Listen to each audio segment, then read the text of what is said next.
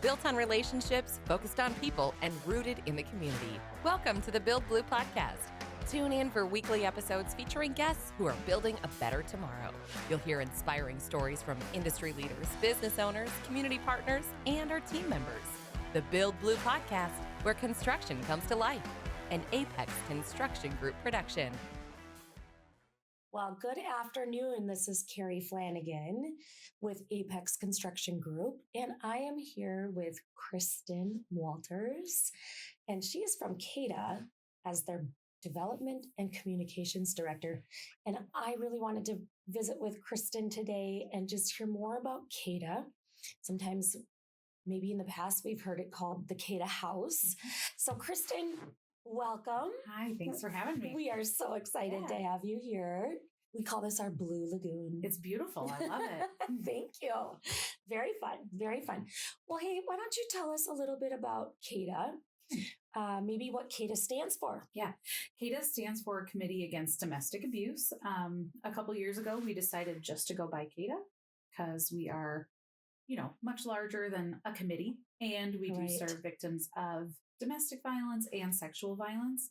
So we decided just to go with CADA since it still had, the name recognition. Right. But we are broader than just domestic violence. How long has CADA been in our community? We were established in 1979, so close to 50 years. Yes.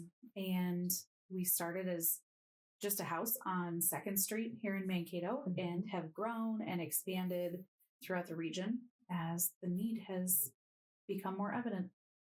So with CADA, lots of programs that you are involved in. Mm-hmm. Let's start at the top and work our way down. Sure. People know us best for is our shelter. Yes. So we do have a shelter here in Mankato for women and children, and we're funded for 22 beds, and we can squeeze in some more with, kiddos sharing a bed with mom or littles in pack and plays. But I think 28 is like the most we've had. And that was pretty cozy. Yeah, I'm sure. And it's free, confidential. People can stay typically between 2 and 3 months while they figure out what's next for them. There's an advocate on site 24/7, and they work closely with an advocate who helps them do with whatever their goals are, whether that's finding a job or relocating to a new home or just taking a break and pausing, healing, whether they're looking for legal assistance or protective orders, we can help with all that kind of stuff. So that's our shelter. We have advocates throughout the 9-county area. So that's our community advocacy program. So you serve 9 counties? We serve the whole region 9. Yep. Okay. 9 counties, currently 5 offices, and we'll be closing one in August. Okay. And so we'll have more regional hub offices. Sure. So we'll have an office, or we do have an office in New Ulm, Fairmont, Waseca, and of course, Mankato. Right. Wow. And I mean, even just thinking of the 9-county region, Blue Earth of itself is massive. Yes. And then you think of all the other counties that are surrounding us. Mm-hmm. But wonderful that you can have offices in some of those other locations.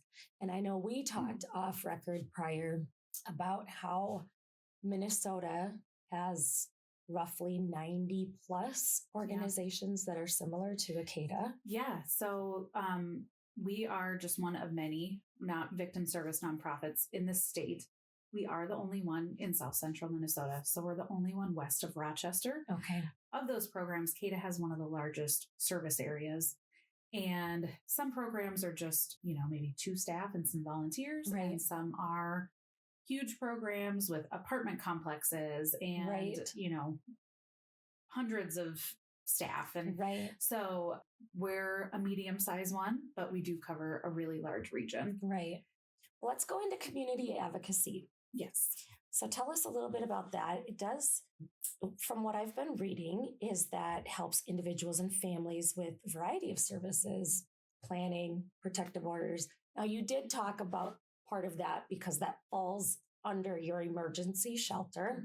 But when you have community advocacy, Are you relying on volunteers to help with some of that, or is mainly are those pieces being offered through staff that paid staff? That is staff. Our staff go through a lot of training, hundreds of hours of training, and there's actually state statute that we have to go through at least 40 plus hours of sexual assault specific training. And those kind of trainings give advocates legal protections so that we don't have to testify in court. Oh, sure. So that we can be confidential third parties. Yes. Which is something that not every profession has. We can stay confidential.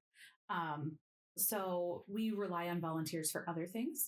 Our volunteers are fantastic and help out in our shelter or help with anything from like organizing our donation rooms to answering our front doors to yard work, tons of stuff. Right. But for the direct advocacy, we do rely on staff for all that.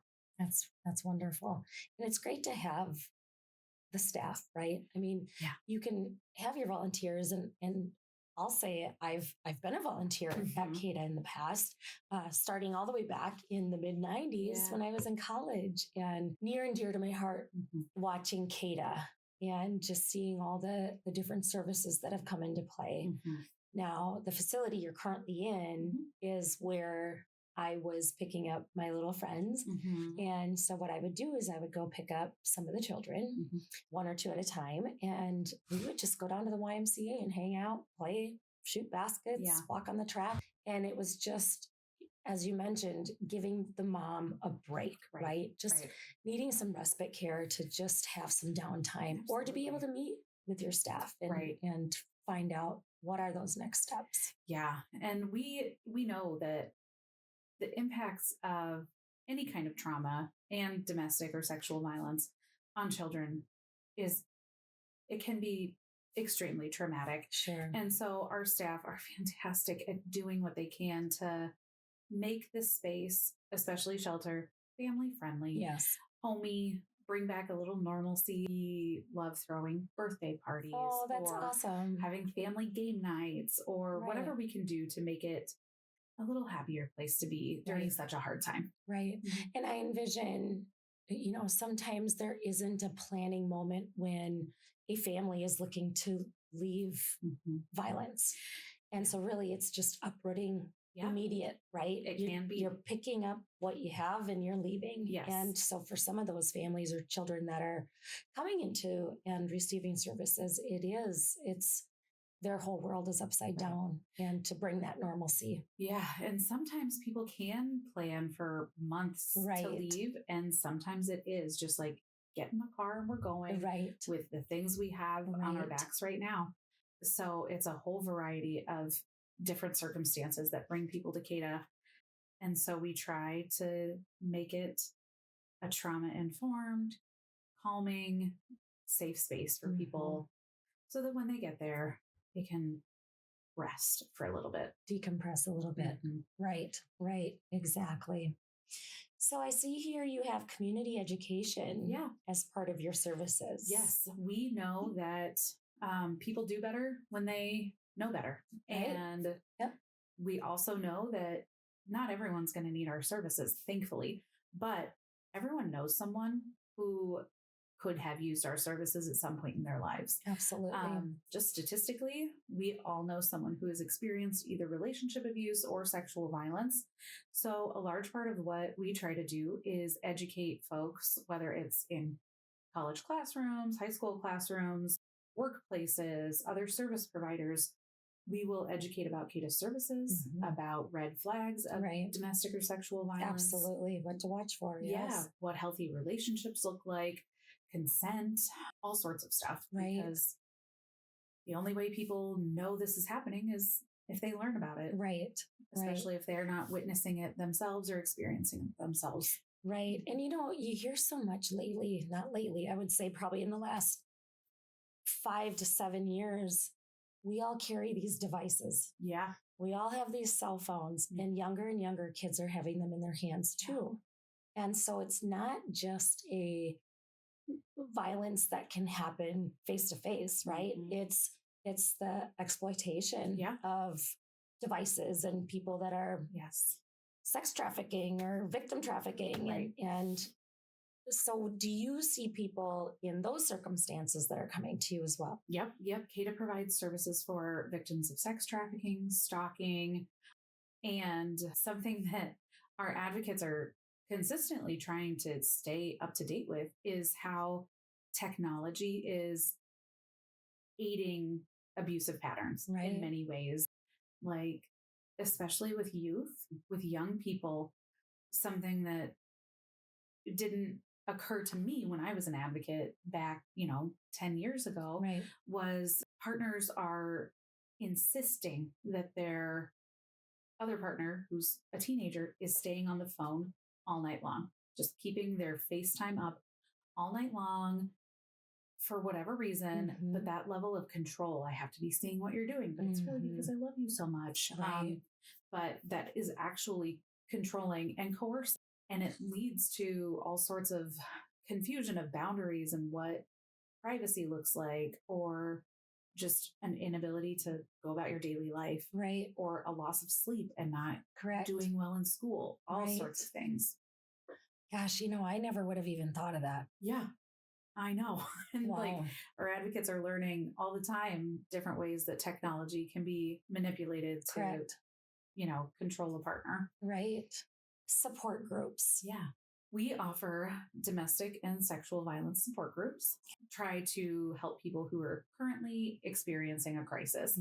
And we're so happy we can do support groups because that is what can help people heal long-term.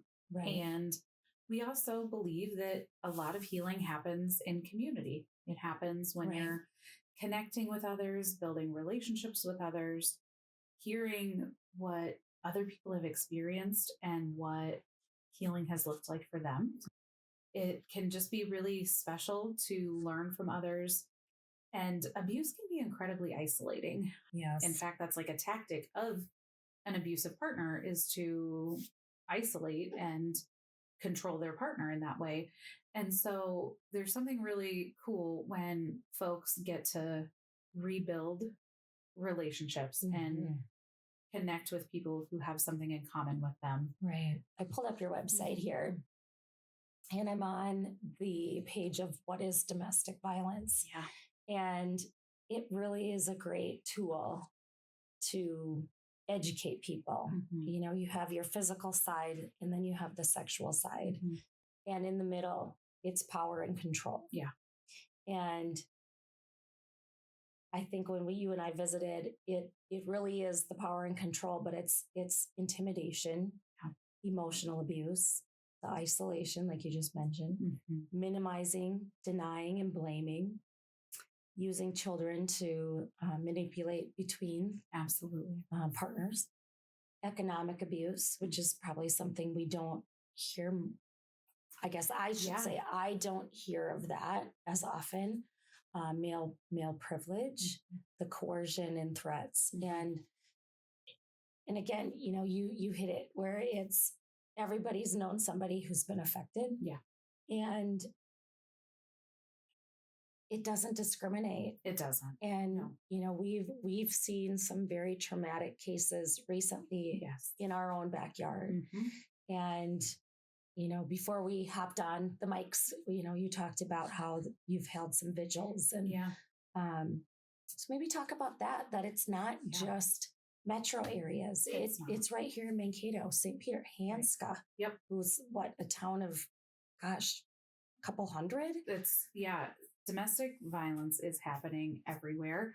And I do think there is this misconception that that's something that happens in big cities, or that's not something that happens in this town, or things or like with that. Your own friends, right? Exactly.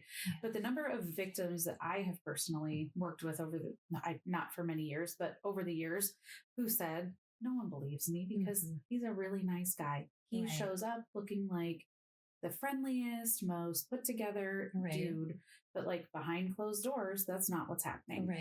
And it doesn't matter how much money someone has, what level of education someone has, how many children they have, any number of how big their family is. Right. It can happen to anyone. Right. And it can be hard to spot because it's not always what we see in a Lifetime movie of physical abuse or someone showing up to work with a black eye. Right. It can be subtle, insidious things that happen over a long period of time, like financial abuse. Mm-hmm. Well, okay, it didn't make sense for me to re-up my credit card. I just use his credit card. That's totally fine. Or, he'll let me borrow the credit card when I need it. I don't need my own. The minimizing and denying and blaming. Well, you're not remembering that fight correctly. That's not what happened. Right. Are you crazy? That's not at all what happened. And making someone doubt their own sense of reality and their own memories. Right. The isolation is a really big red flag, I think. So keeping a partner from seeing their friends, their family, their coworkers, no one understands that. No one, they all hate me. Why would you want to spend time with them? Or they don't understand you. She's bad for you. Your sister is no good. She's totally toxic. And like driving a wedge between their partner and the people who love them. Yes. So that all they have to rely on is this one person. Right. And that's a way to maintain that power and control. Yeah. Right. Yeah. Right. So you touched a little bit about, needed items and sometimes having things on hand. Take us through just a real quick list. I'll name off a couple and then maybe you go into some items as well. But when people do come into shelter and it is last minute or they've left items behind, I mean, as simple as bath towels. Yeah. Twin sheet sets, pillows. What are some of the other more important or other hot topic items that you're always in need of? We need money in diapers. We're actually good on diapers right now, but diapers are often needed. Sure. Especially, the bigger sizes. Yeah. Kids wear those longer than ones. Yep. Always need like regular size toiletries, like shampoo or conditioner. Sure. Not the little hotel ones because, people stay for longer. 2 to 3 months. Household products, we try, when someone leaves shelter, we try to send them off with some trash bags or a plunger or, some of those household basics that end up costing a ton when you buy them all at once. It's expensive. Yes. And the needs kind of depend on who's staying in shelter at any given time, but things that we always can use are textured hair care products or new packages of underwear or leggings or, socks. Those kind of things are super special and important. Towels, pillows, sheets are huge too. Baby bath products. Yes. Toothpaste, toothbrushes for adults. Phone chargers. Oh my goodness. Yeah. If they're anything like I won't even say it. Yep. Straighteners and hair dryers, those kind of things. Right. Yeah. Right. Baby wipes. But on the other hand, gift cards are always welcomed. Gift cards are wonderful because I have my own products that I like. Correct. And I have sensitive skin. I'm not going to use just anything. Right. Yeah. So we like when we're able to give people a gift card and say, go get what you need. And there is something to that also gives a sense of dignity and ownership. Over what you need and want. Right. To Walmart and Target. Yes. Walmart, Target. Quick Trip is a big one for people who just need to get from point A to point B. Yes. Or grocery stores. We know that food is another thing that what people eat changes from household to household. Or what their favorite snacks are. Yep. And we love to be able to give a gift card. Go get the food you need.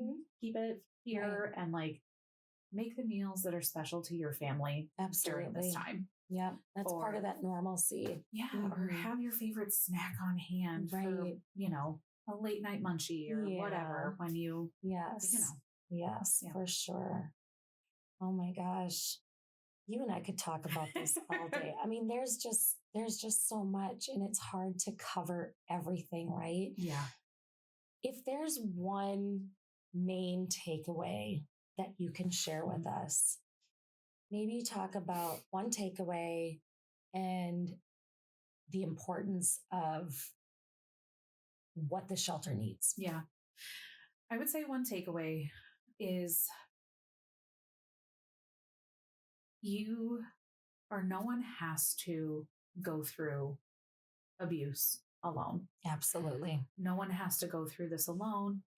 We know that there is embarrassment and shame and fear that people are sitting with, and 100 different decisions that anyone has to make as they navigate this. Right.